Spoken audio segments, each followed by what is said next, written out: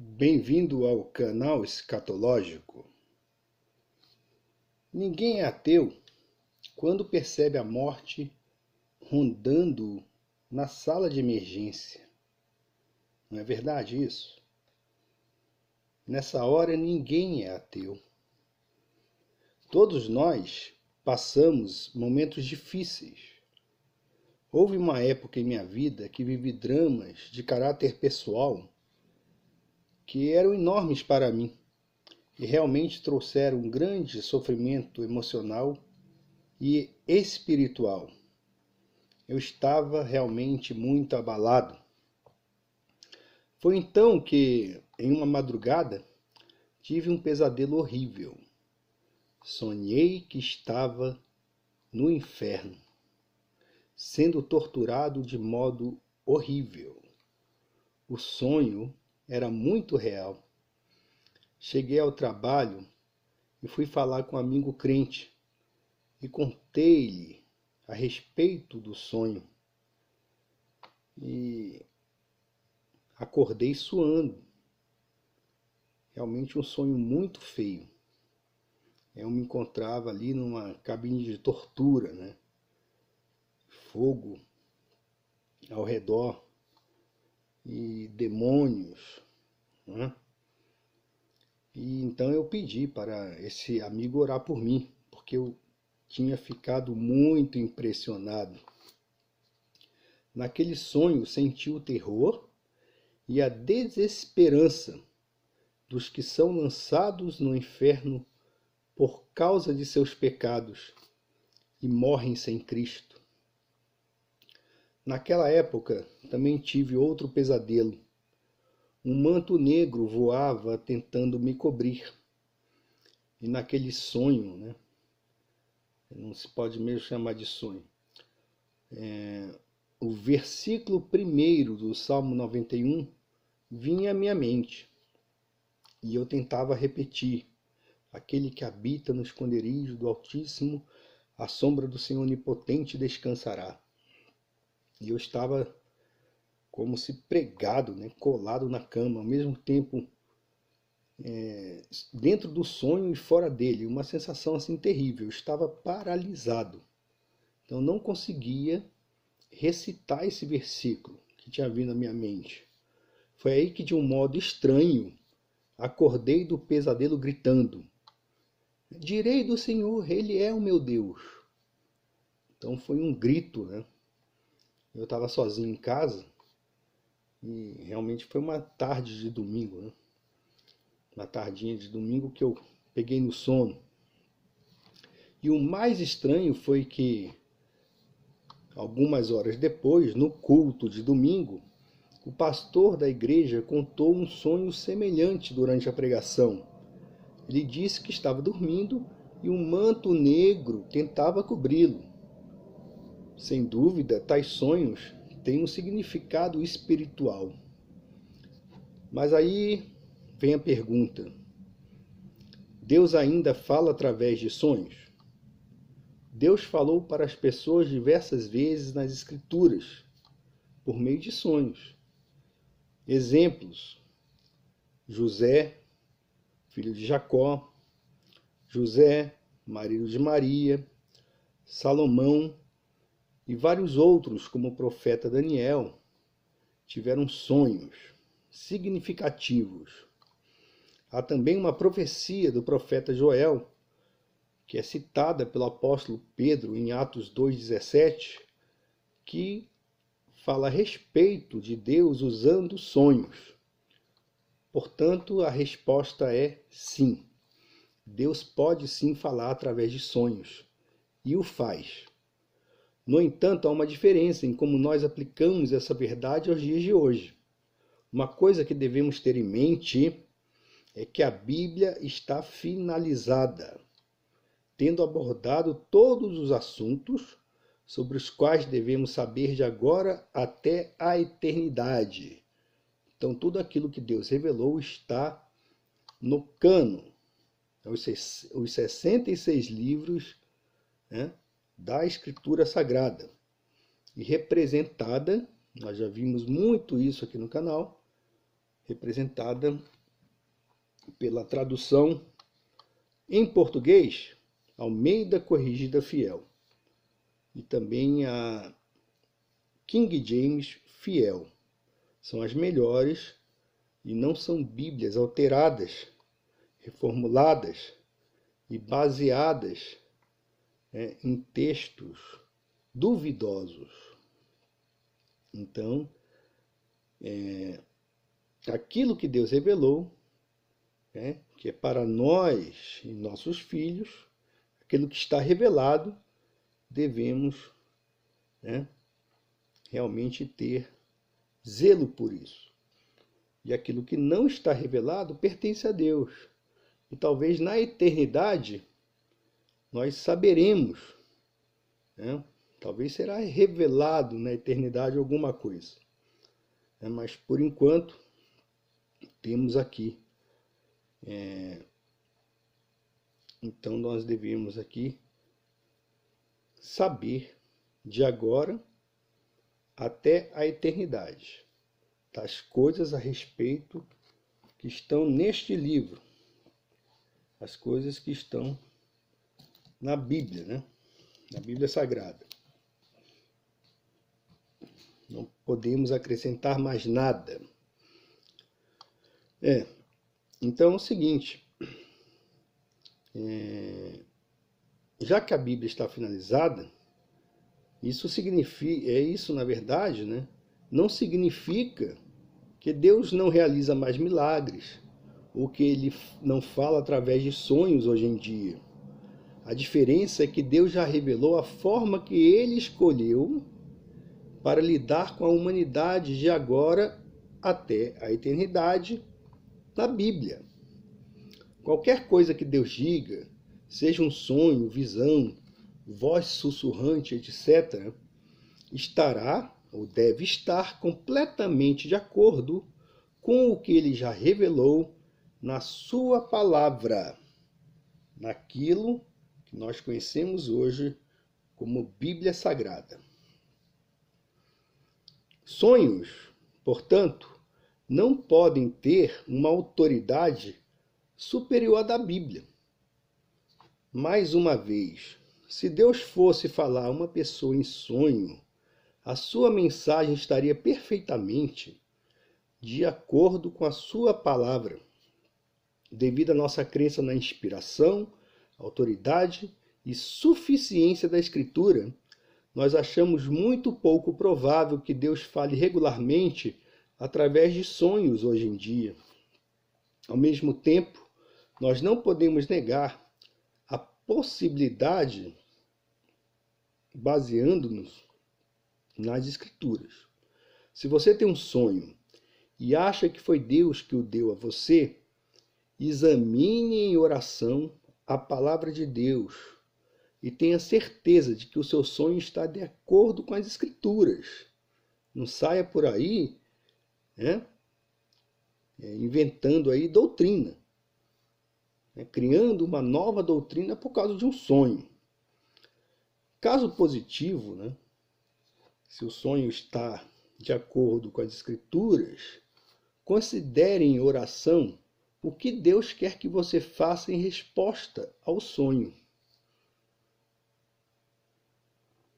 Tiago 1,5 diz: E se algum de vós tem falta de sabedoria, peça a Deus, que a todos dá liberalmente, e o não lança em rosto, e ser-lhe-á dada.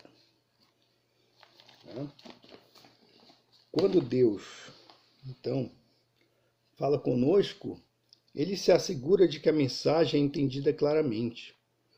Nas Escrituras, sempre que alguém experimentou um sonho de Deus, Deus sempre tornou o significado do sonho muito claro, seja diretamente para a pessoa através de um anjo ou através de um mensageiro, como nós vimos em Gênesis 40, 5-11, Daniel 2,45 e Daniel 4,19. Portanto, quando Deus fala conosco, eu repito, Ele se assegura de que a mensagem foi entendida claramente.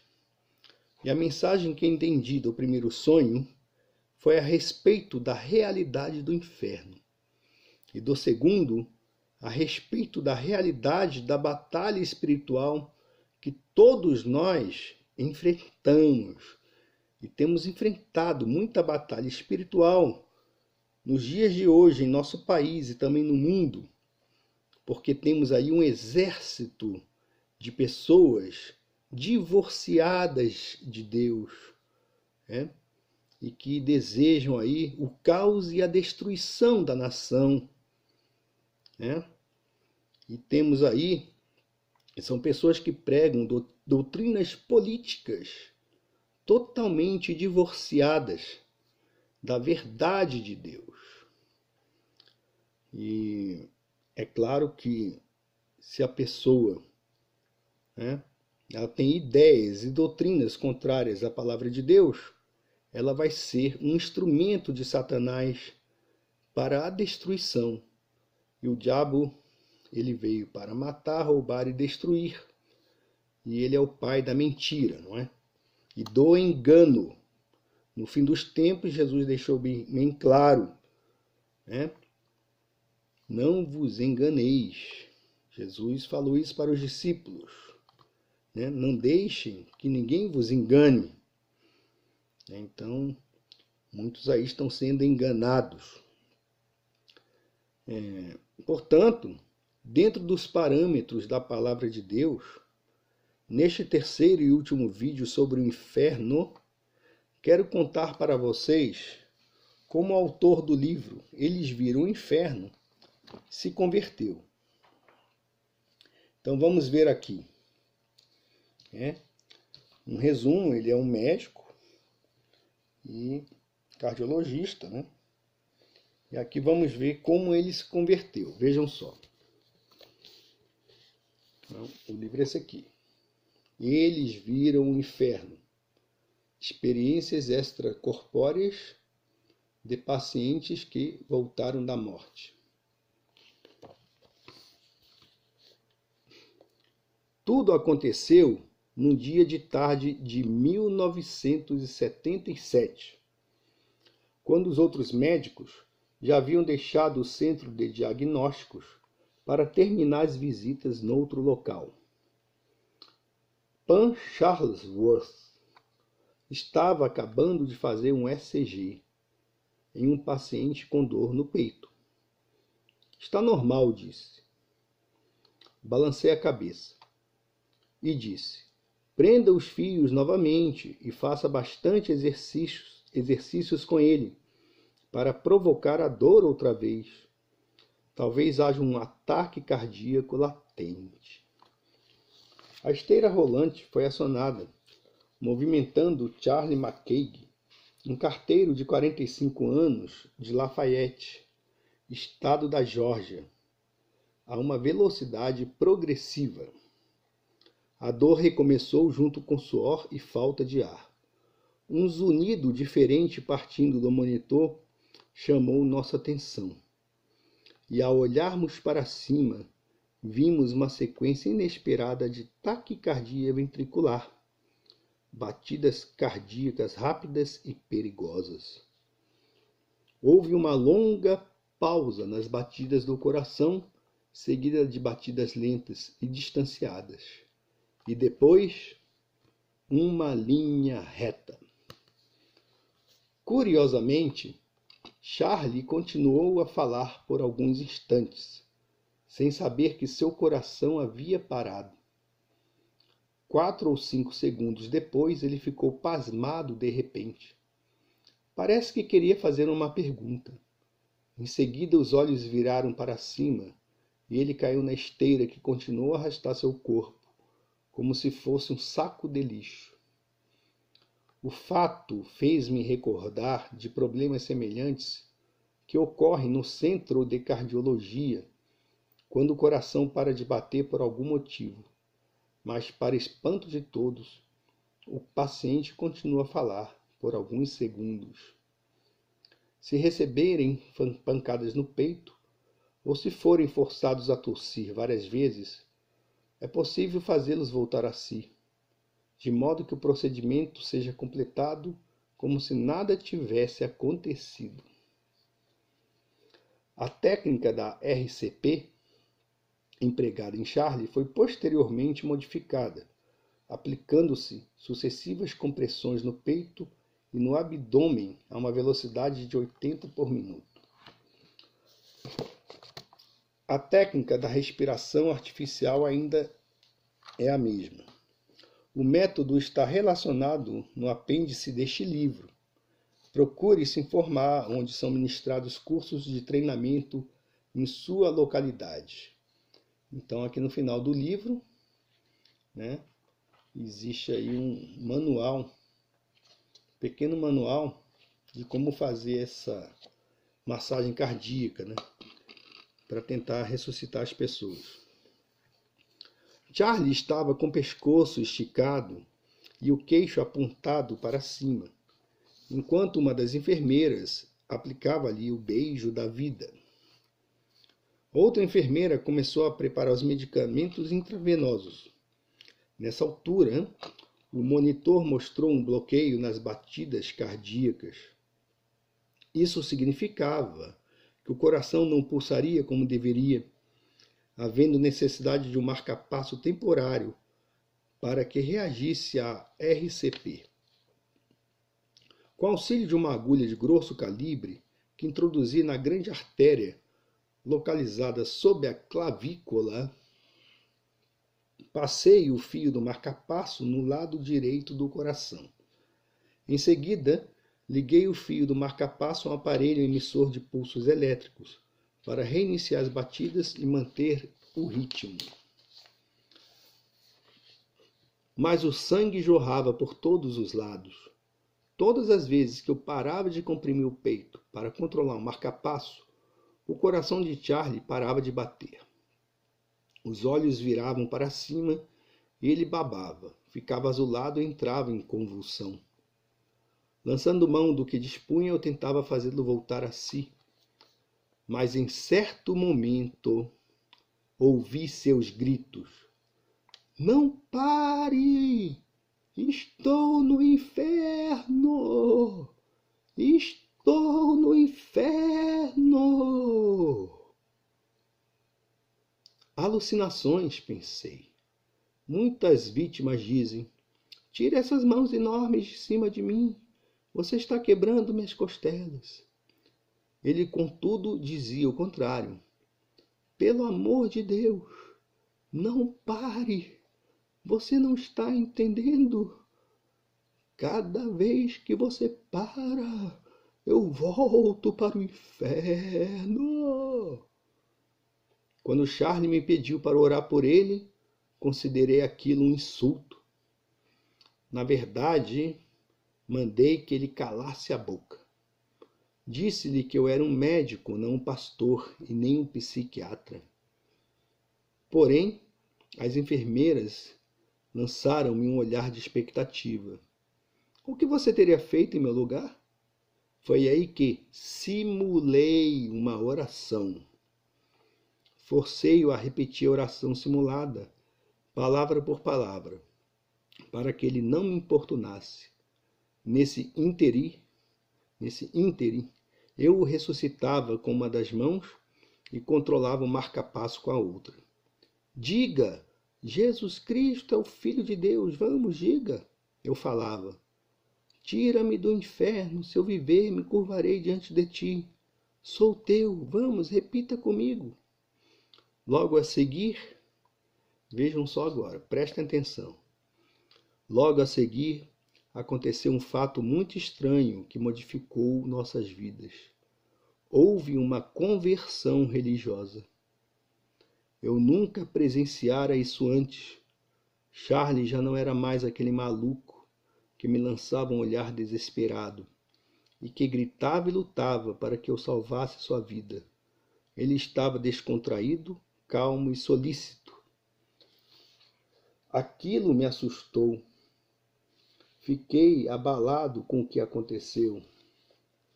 Minha oração simulada não apenas tocou a alma de Charlie Mackay, mas ricocheteou e bateu em mim. Foi tão real que até hoje não consigo explicar.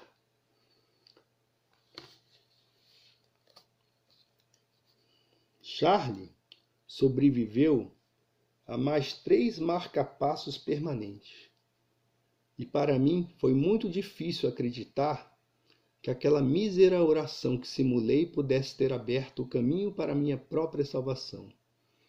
Uma bonificação espiritual para os ignorantes. Qual a lição que aprendi?